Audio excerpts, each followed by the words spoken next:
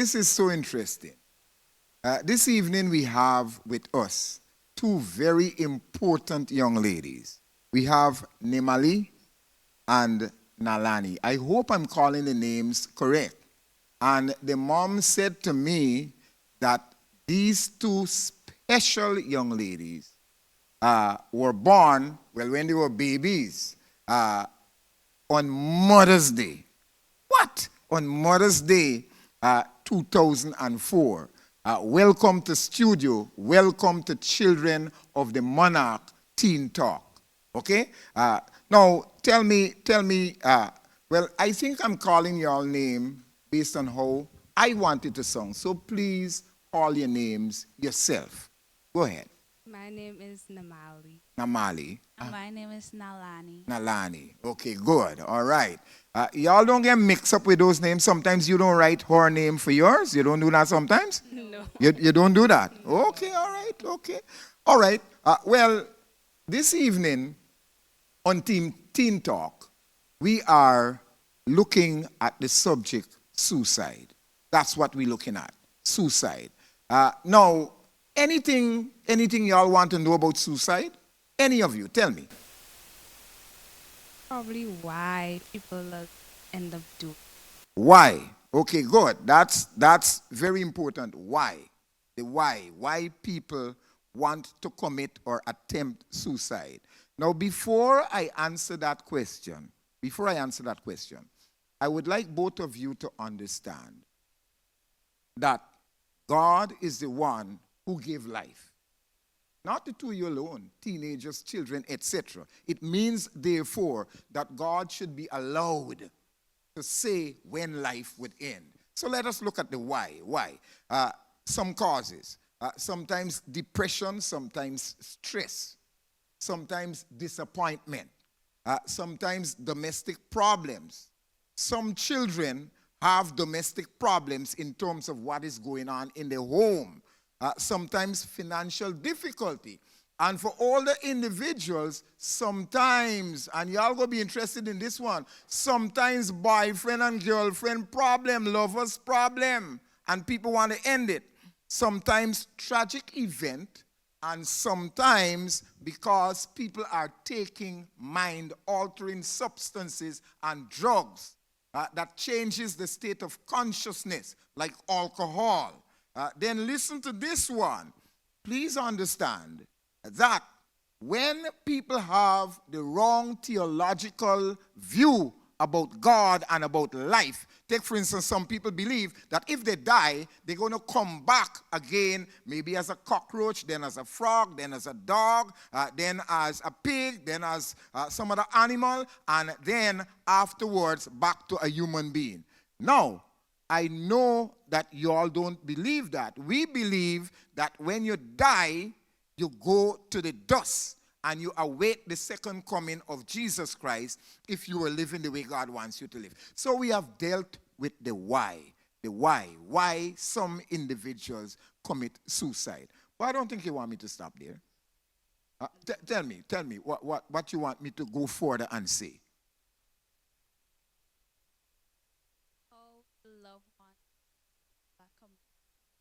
How the loved ones deal with people who commit suicide, or how it affects them.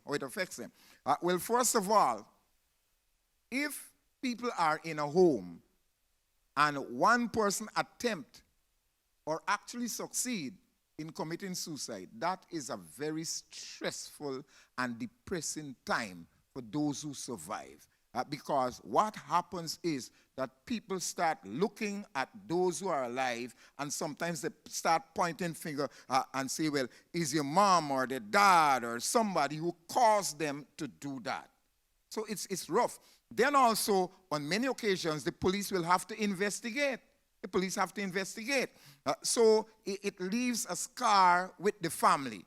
But I want to go on, without your permission, to say how people should look at suicide. One, you must not, talking to you twin, as well as others, do not live your life thinking that the world owes you anything. No, you must live your life thinking that you have an important contribution to make to the world, so you have to stay alive to make that contribution.